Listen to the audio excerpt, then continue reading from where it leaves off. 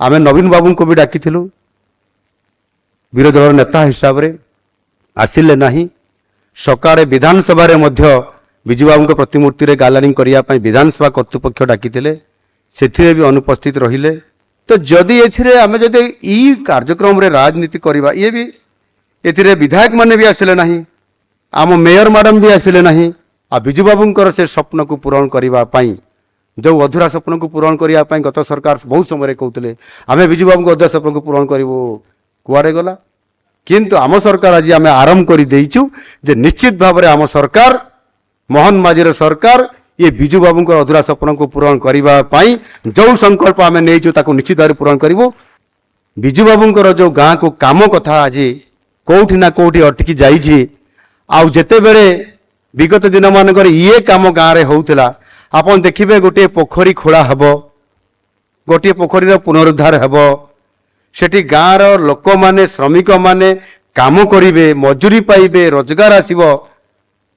से पोखरी खोला रे रिनोवेशन रे किए काम करूथला?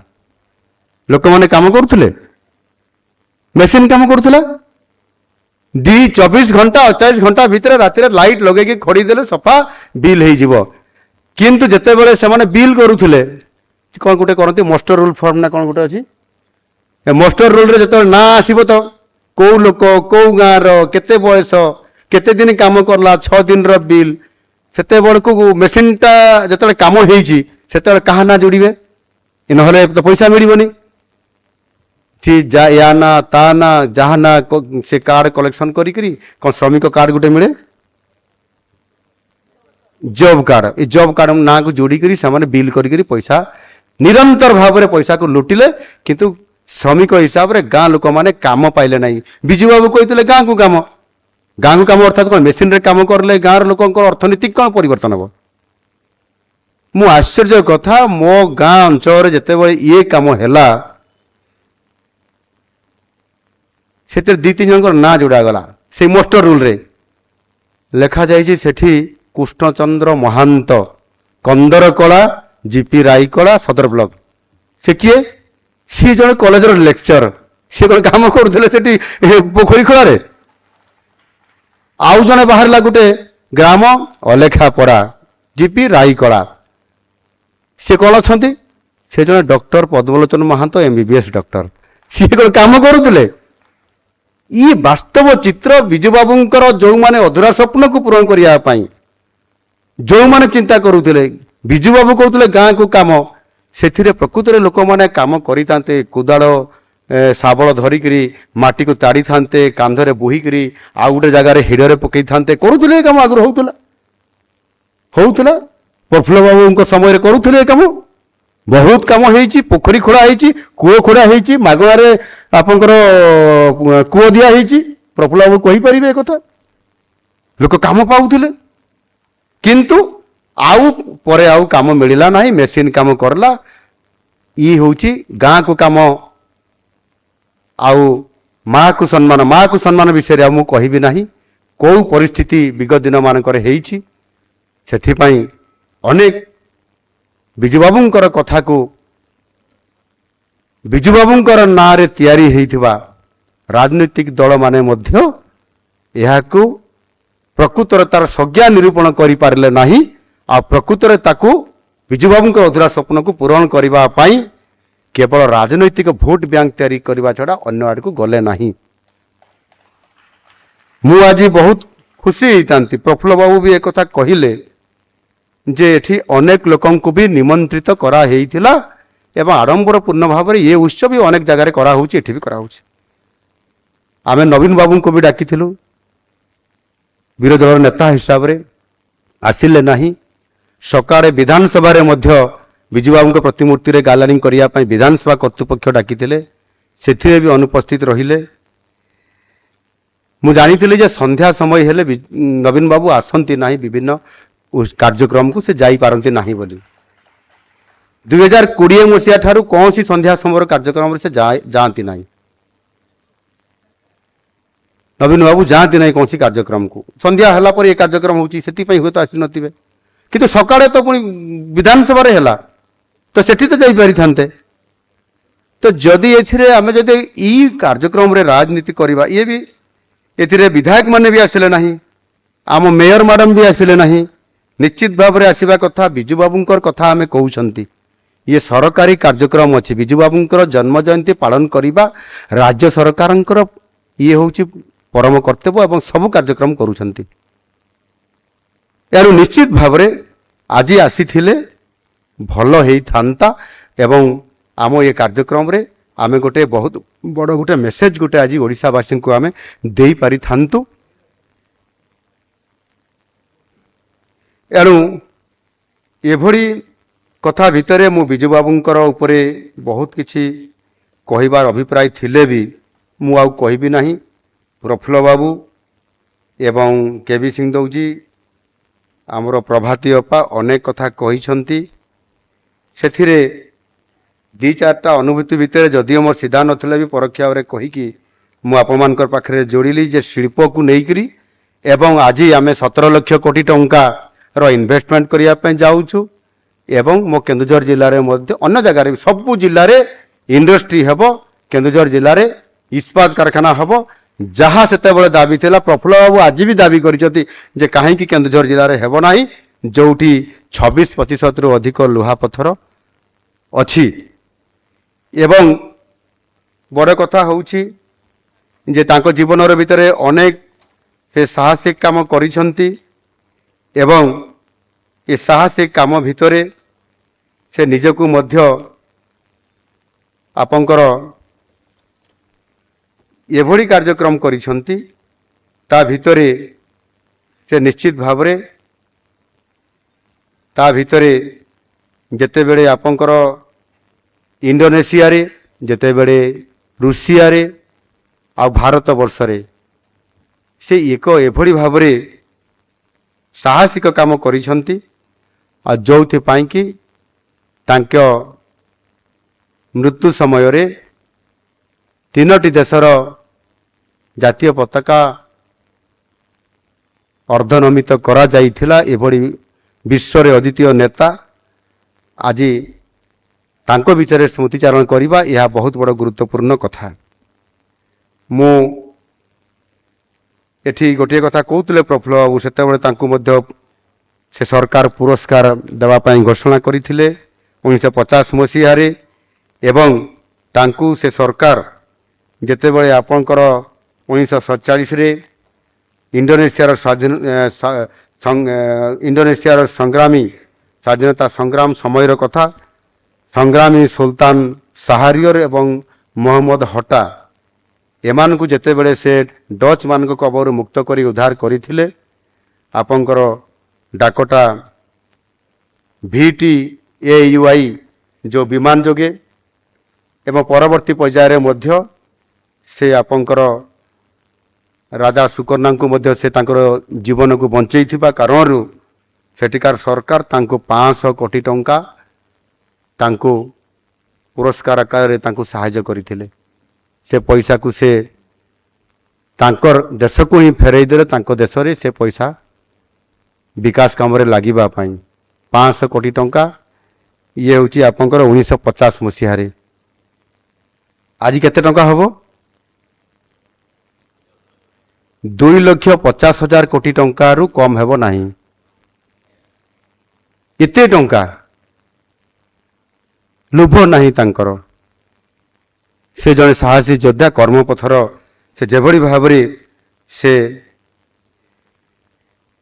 अनेक समय भी से कहितिले बिजू बाबू जे मु जेपरी एक राज्यर मुख्यमंत्री थिबा समय रे ठीक सही भली प्रति ग्राम पंचायत रे निर्वाचित सरपंच माने ही सेमाने मध्य जने जने सरपंच माने जने जने मुख्यमंत्री बोली कहितिले समय क्रम रे आज राजनीति रे बहुत पट परिवर्तन हेइछि एवं तांकर नेतृत्व तांकर कार्यकलाप ई समस्त कथा को आपन जानिथिबा कारणरू आ समय हे जाइथिबा कारणरू मु मध्य आउ कहबा पई चाहू नाही आज विभिन्न प्रकार पट्टचित्र आम देखिले आपण माने जो माने देखि नांती भी से माने देखि परिबे निश्चित भाव में देखिबार आवश्यकता अछि एवं सेतिरे प्रेरणा मिलिबो कार्य करिवार एवं मु मध्य इति कथा आमे देखि नथिलु आज देखिला परे निश्चित भाव में लागिबो जे केमिति ତାଙ୍କ ବାପା ମାଙ୍କର ଫଟୋଚିତ୍ର ତାଙ୍କର ସହ ତାଙ୍କର ପତ୍ନୀଙ୍କର ସହିତ ଏବଂ ସ୍ୱାଧୀନତା ସଂଗ୍ରାମରେ କିଭଳି ଭାବରେ ତାଙ୍କ ନେତୃତ୍ୱ ଥିଲା, ଇଣ୍ଡୋନେସିଆରେ ତାଙ୍କର ଭୂମିକା କ'ଣ ଥିଲା, ରାଜନୈତିକ ମଇଦାନରେ କିଭଳି ଭାବରେ ସେ କାମ କରୁଥିଲେ, ଏ ସମସ୍ତ କଥା ଏହାକୁ ଦେଖିକରି ନିଶ୍ଚିତ ଭାବରେ ସେ ବହୁତ କିଛି କରିଯାଇଛନ୍ତି। ଏବଂ ବହୁତ ବଡ଼ କଥା ଏଠି ଯାହା ଆମର ତାଙ୍କର କଥାକୁ ଦୋହରେଇଥିଲେ ଆମର ପ୍ରଭାତୀ ଅପା, ବଡ଼ ସାହସିକ ହିସାବରେ ସେ ନିଜ ଗର୍ବର ସହିତ ନିଜକୁ ପରିଚୟ ରଖୁଥିଲେ, ନିଜକୁ ଆମ ପୂର୍ବଜଙ୍କର ଦାୟାଦ ହିସାବରେ ସେ କହୁଥିଲେ। ଆଉ ସେ ଡାଇଲଗଟି ସବୁବେଳେ ସେ ମାରୁଥିଲେ, ଯେଉଁ କଥା ସେ କହିଲେ ଯେ ମୁଁ ଖାରବେଳ ଜାତିର ଦାୟାଦ, ପୁରୁଷୋତ୍ତମ ଜାତିର ବଂଶଧର, ମୋ ସଂସ୍କୃତି ହେଉଛି ଜଗନ୍ନାଥ ସଂସ୍କୃତି, ଆଉ କଳାର ଉତ୍କର୍ଷ ପାଇଁ ମୋ ରାଜ୍ୟର ନାମ ହେଉଛି କଳିଙ୍ଗ। ଏହି କଳିଙ୍ଗ ହେଉଛି ମୋ ମା, ତା ପାଇଁ ନିଜ ଜୀବନ ବିନିମୟରେ ଯଦି କିଛି କରିପାରିଲି ତେବେ ମୋ ଜୀବନର ଲକ୍ଷ୍ୟ ସଫଳ ହେଇଛି ବୋଲି ମୁଁ ମନେ କରିବି। ଏଥିରେ ବହୁତ ମହତ୍ଵ ଅଛି, ଏଥିରେ ବହୁତ କଥା ଆମକୁ ଜାଣିବାର ଅଛି। ଆମକୁ ପ୍ରେରଣା ଏଭଳି ଭାବରେ ଆଜି ଯୋଗାଉଛି ଯେ ନିଶ୍ଚିତ ଭାବରେ ସେ ଯେଉଁ ପ୍ରତିଭା ପୂଜା ଏବଂ ପୂଜାର ନୀତିକୁ ନିଶ୍ଚିତ ଭାବରେ ଏଥିରେ ଦୋହରା ଯାଉଛି। ଏବଂ ତାଙ୍କର ସେଇ ଯେଉଁ ଓଡ଼ିଶାର ପ୍ରାଚୀନ ନାମ ଯେଉଁ କଳିଙ୍ଗ, ତାର ଗୌରବମୟ ଐତିହ୍ୟକୁ ଯଦି କେହି ଓଡ଼ିଆ ଜାତୀୟ ଅନ୍ତର୍ଜାତୀୟ ସ୍ତରରେ ନିଜର ଦୁଃସାହସିକ ଓ ଦୃଷ୍ଟାନ୍ତ ସୃଷ୍ଟିକାରୀ କାର୍ଯ୍ୟ ଦ୍ୱାରା ପ୍ରଚାରିତ ପ୍ରତିପାଦନ କରିକରି ଆଜି ବି ସେ ଯଦି ସାରା ବିଶ୍ୱରେ ଯଦି ପ୍ରତିପାଦନ କରିଥିବା ଶ୍ରେଷ୍ଠ ନେତୃତ୍ୱ ସିଏ ହେଉଛନ୍ତି ବିଜୁ ବାବୁ। ନିଶ୍ଚିତ ଭାବରେ ଆମେ ସମସ୍ତେ କହିବା। ଏବଂ ଏଠି ଆମର ପ୍ରଫୁଲ୍ଲ ବାବୁ କିଛି କଥା କହିଥିଲେ ଏବଂ ତାଙ୍କର ବି ଦାବି ଅଛି। ବିଶେଷ କରିକି ବଡ଼ କଥା ହେଉଛି ଯେ ଆମେ ଆଜି ଦିନରେ ତ ଅନ୍ତତଃ ରାଜନୀତି କରିବା କଥା ନୁହଁ। ବିଜୁ ବାବୁଙ୍କର ଇଏ ଜନ୍ମ ଜୟନ୍ତୀରେ ଆମେ ଆଲୋଚନା କରିବା କଥା ଏବଂ ରାଜନୀତି କରିବା କଥା ନୁହଁ। ଏବଂ ସେଥିରେ ରାଜନୀତି ଯେଉଁ କରାଗଲା এটা ହେବା କଥା ନୁହଁ। ଯେ କେହି ଜଣେ ଦୁର୍ବୃତ୍ତ ବିଜୁବାବୁଙ୍କ ପ୍ରତିମୂର୍ତ୍ତିକୁ ଭାଙ୍ଗି ଦେଇଛନ୍ତି ଏବଂ ତାକୁ ଧରା ଦେଇପାରିଲା ନାହିଁ ବୋଲି এটা ନ କହିଥିଲେ କାଲି କହିଥିଲେ ହେଇଥାନ୍ତା, କିଛି ଅସୁବିଧା ହେଇନଥାନ୍ତା। କିନ୍ତୁ କାଲିକୁ କାହିଁକି ଯିବ? ଯେଉଁମାନେ ଏ ଦୁର୍ବୃତ୍ତମାନେ ବା ଯେଉଁମାନେ ଅସାମାଜିକ ବ୍ୟକ୍ତି ନିଶ୍ଚିତ ଭାବରେ ସେମାନେ ବିଜୁବାବୁଙ୍କ ପ୍ରତିମୂର୍ତ୍ତିକୁ ଯିଏ ଭାଙ୍ଗିବାର ଦୁଃସାହସ କରିବ ସେ ନିଶ୍ଚିତ ଭାବରେ ଅସାମାଜିକ ବ୍ୟକ୍ତି ହେଇଥିବ, ଯିଏ ବି ହେଉନା କାହିଁକି ସେ ତ ଦଣ୍ଡ ପାଇବାର ଅଧିକାର ଏବଂ ସେ ତାଙ୍କୁ ଦଣ୍ଡ ଦିଆଯିବ। ଏବଂ ତୁରନ୍ତ ତାଙ୍କୁ ଆଜି ଯେତେବେଳେ ମୁଁ ଖବର ପାଇଲି ସକାଳୁ ଯେତେବେଳେ ମୁଁ ନ୍ୟୁଜ୍ ପେପର ଦେଖିଲି ସଙ୍ଗେ ସଙ୍ଗେ ମୁଁ ଅର୍ଡର ଦେଇଥିଲି ଯେ କୌଣସି ପରିସ୍ଥିତିରେ ସେ ଆଜି ହିଁ ଆରେଷ୍ଟ ହେବା ଦରକାର। ସେ ଯୋଉଠି ବି ଥିବ, ପାତାଳରେ ଥିଲେ ବି ତାକୁ ବାହାର କରିକି ଜେଲ ଭିତରେ ଡାଲ। 3 ଜଣଙ୍କୁ ଆରେଷ୍ଟ କରାହେଇକି ଜେଲ ଭିତରେ ଭର୍ତ୍ତି କରି ଦିଆ ଚାଲିଲାଣି। ତ ରାଜନୀତି କରିବା ଆବଶ୍ୟକତା କ'ଣ ଥିଲା? କହିବାର କ'ଣ ଦରକାର ଥିଲା? ଷ୍ଟେଟମେଣ୍ଟରେ ନବୀନ ବାବୁ କହିଦେଲେ, କିଛି କଲେ ନାହିଁ, ଆରେଷ୍ଟ କଲେ ନାହିଁ।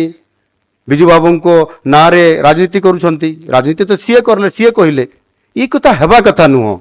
ଆମେ ବାସ୍ତବ ଆଜି ଦିନରେ ବିଜୁ ବାବୁଙ୍କର ଅଧୁରା ସ୍ୱପ୍ନ, ବିଜୁ ବାବୁଙ୍କର ଯେଉଁ ମୁଖ୍ୟ ପ୍ରସଙ୍ଗ ଥିଲା ସେ ପ୍ରସଙ୍ଗ ଉପରେ ଆମେ ଆଲୋଚନା କ୍ରମେ ତାଙ୍କର ଜୟନ୍ତୀକୁ ଉତ୍ସାହର ସହିତ, ଉଦ୍ଦୀପନାର ସହିତ, ଭାବାବେଗର ସହିତ ଏବଂ ସଂକଳ୍ପର ନେବା ସହିତ ଆମେ ନିଶ୍ଚିତ ଭାବରେ ସମସ୍ତେ ଦଳମତ ନିର୍ବିଶେଷରେ ଏକାକାର ହେଇକରି ଯଦି ଆମେ ବିଜୁବାବୁଙ୍କର ସ୍ୱପ୍ନକୁ, ବିଜୁବାବୁଙ୍କର ଅଧୁରା ସ୍ୱପ୍ନକୁ ଆଉ ବିଜୁବାବୁଙ୍କର ଯେଉଁ ବଡ଼ ସ୍ୱପ୍ନ ଥିଲା ସେ ସ୍ୱପ୍ନ ଗୁଡ଼ିକୁ ଆଗକୁ ନେଇକରି ଆମେ ଚର୍ଚ୍ଚା ଆଲୋଚନା କରିକରି ଆମେ ସଂକଳ୍ପ ନେଇକରି ଆଗାମୀ ଦିନରେ କାମ କରିବା ପାଇଁ ନୂଆ ଆଶାରେ ନେଇକି ଆମେ ଆରମ୍ଭ କରିବା କଥା।